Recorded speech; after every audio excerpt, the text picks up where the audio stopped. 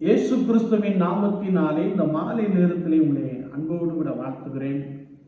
வேதத்தின் வெளிச்சம் என்ற நிகழ்விலே நீங்கள் அழைக்கப்பட்ட அழைப்பை பாருங்கள் என்ற வார்த்தையை நாம் தியானித்துக் கொண்டே இருக்கிறோம்.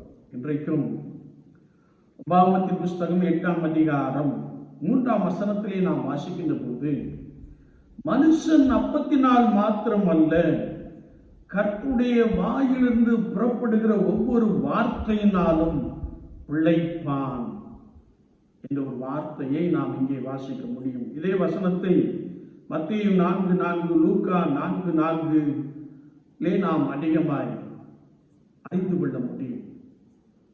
விசுவாச வாழ்க்கையிலே வார்த்தையினால் பிழைக்கிற ஒரு அனுபவம் உண்டு என்பதை குறித்து கர்த்தருடைய வசனத்திலே நாம் தெளிவாக வாசிக்க முடியும். பரிசுத்த யோவான் 1:1 நாம் வாசிக்கின்ற போது, ஆதியிலே வார்த்தை இருந்தது, அந்த வார்த்தை தேவனிடத்தில் இருந்தது, அந்த வார்த்தை தேவனாயிருந்தது, அந்த வார்த்தை மாம்சமாகி என்ற ஒரு வசனத்தை நாம் தெளிவாய் வாசிக்க முடியும். கர்த்தருடைய வசனம் அல்லது கர்த்தருடைய வார்த்தை ஆவியாயும் ஜீவனுமாய் இருக்கிறது. கர்த்தருடைய வார்த்தை ஒரு மனுஷனை உயிர்ப்பிக்கிறது என்று சொல்லி நாம் பரிசுத்த வேதாகமத்திலே அநேக இடங்களிலே நாம் வாசிக்க முடியும். ஆதியாகமத்தின் புஸ்தகத்தை நாம் திருப்பிக் கொள்ளுகின்ற பொழுது 15ஆம் அதிகாரத்திலே முதல் வசனத்திலே நாம் வாசிக்கிறோம். ஆண்டவர் ஆபிரகாமுக்கு தரிசனமாகி வார்த்தையினாலே அவனோடு கூட இடைப்பட்டார். ஆபிரகாம் ஆண்டவருடைய வார்த்தையின் சத்தத்தை கேட்ட மாத்திரத்திலே, ஆண்டவரே, அடியனுக்கு என்ன தருவீர், நான் பிள்ளை இல்லாத இருக்கிறேனே என்று சொல்லுகிற ஒரு வார்த்தையை நாம் வாசிக்க முடியும். அதுக்கு ஆண்டவர் சொன்னார், உன் கற்ப பிறப்பானவனே உனக்கு சுதந்திரவாளியாக இருப்பான் என்று சொன்ன மாத்திரத்திலே அந்த வார்த்தையை ஆபிரகாம் அப்படியே விசுவாசித்தான். அது அவனுக்கு நீதியாக எண்ணப்பட்டது. ஆண்டவர் சூழ்நிலை சாதகம் இல்லாமல் காணப்பட்டாலும், சூழ்நிலை விரோதமாய் காணப்பட்டாலும், 100 வயதிலே ஆண்டவர் ஒரு ஈசாக்கை கொடுத்தார் என்பதை நாம் பரிசுத்த வேதாகமத்திலே மிக ஆழமாக அறிந்து கொள்கிறோம். வார்த்தையினாலே ஆபிரகாமோடு கூட பேசின ஒரு அனுபவத்தை நாம் வாசிக்க முடியும். அப்போஸ்தலர் 5:20, 1 யோவான் 1:1 நாம் வாசிக்கின்ற பொழுது, ஜீவ வார்த்தைகள் என்று சொல்லப்பட்டுள்ளது. ஜீவ வார்த்தை என்று சொல்லுகின்ற பொழுது வாழ்வளிக்கும் வார்த்தை, ஜீவன் கொடுக்கும் வார்த்தை, உயிர்ப்பிக்கும் வார்த்தை என்பதை நாம் பலமாய் அறிந்து கொள்ள முடியும். என்னை கேட்டுக்கொண்டிருக்கிற என் அன்பு சகோதரனே, சகோதரியே, கர்த்தராகிய இயேசு கிறிஸ்துவை விசுவாசித்து நடக்கின்ற அனுபவத்திலே வார்த்தையினாலே மனுஷன் பிழைப்பான்.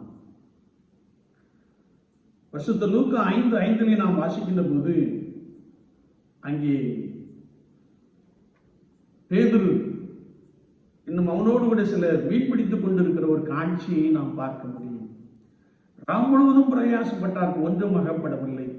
ஆனால் ஆண்டவர் இயேசு அவர்கள் மத்தியிலே கடந்து வந்தார். அவர் இருந்த படகை அவர் பயன்படுத்தி போதனம் பண்ணினார். அவர்களை பார்த்து வலையை ஆழத்திலே கொண்டு போய் போடுங்கள் என்று சொன்னார். அதற்கு பேதுரு சொல்லுகின்ற பொழுது, நாம் முழுவதும் பிரயாசப்பட்டோம், ஒன்றும் அகப்படவில்லை, ஆயினும் உடைய வார்த்தையின்படியே வலையை போடுகிறேன் என்று சொன்னார். ஆண்டவருடைய வார்த்தையின்படியே, ஆண்டவருடைய வார்த்தையை கேட்டு அவன் செயல்பட்டபடியினாலே வலைகள் கிழிந்து போகத்தக்கதான திரளான மீன்களை பிடித்துக் கொண்டார்கள்.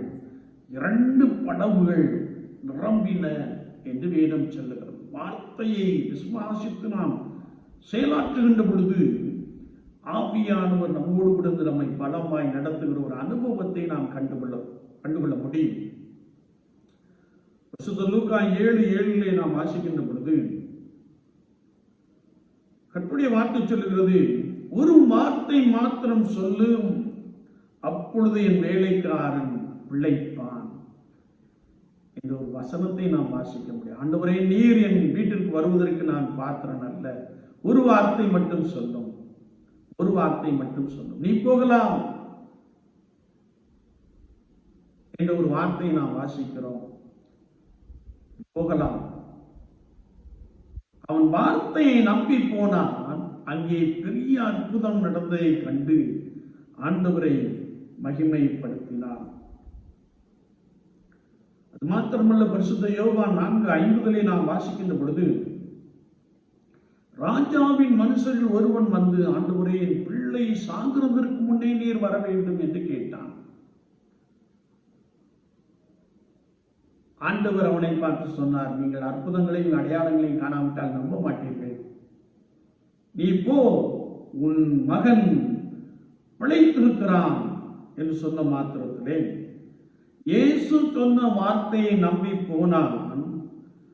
அவன் மகன் பிழைத்துக் கொண்டான் என்பதை பரிசுத்த வேதாகமத்திலே மிக ஆழமாக அறிந்து கொள்ள முடியும். என்னை கேட்டுக்கொண்டிருக்கிற என் அன்பு சகோதரனே, சகோதரியே, இந்த ஜீவ வார்த்தை, பரிசுத்த வேதாகமத்தில் எழுதப்பட்டிருக்கிற கர்த்தருடைய வார்த்தை, தேவ ஆவியானவரால் அருளப்பட்டிருக்கிற கர்த்தருடைய வார்த்தையை சுவாசித்து நடக்கின்ற பொழுது அவர் மிகப்பெரிய காரியங்களை செய்ய போதுமானவராக இருக்கிறார். எனவே இந்த ஜீவ வார்த்தையை, வாழ்வளிக்கும் வார்த்தையை நாம் விரும்பி வாசித்து அதை நமதாக்கிக் கொள்ளுவோம். கர்த்தருடைய வார்த்தையை நாம் அப்படியே விசுவாசிப்போம். அவர் உங்கள் நடுவிலே பெரியவராக இருந்து நீங்கள் நினைப்பதற்கும் வேண்டிக் கொள்வதற்கு மேலான கிரியைகளை உங்களுக்குள்ளே நடப்பிக்க போதுமானவராக இருக்கிறார். வார்த்தை ஆவியாயும் ஜீவனுமாயிருக்கிறது. வார்த்தை வாழ்வளிக்கிறது. வார்த்தையை நாம் நமதாக்கிக் கொண்டு வாழுகின்ற பொழுது ஆண்டவர் உங்களை நன்றாய் நடத்திவிட போதுமானவராக இருக்கிறார். ஆமென், ஆமென்.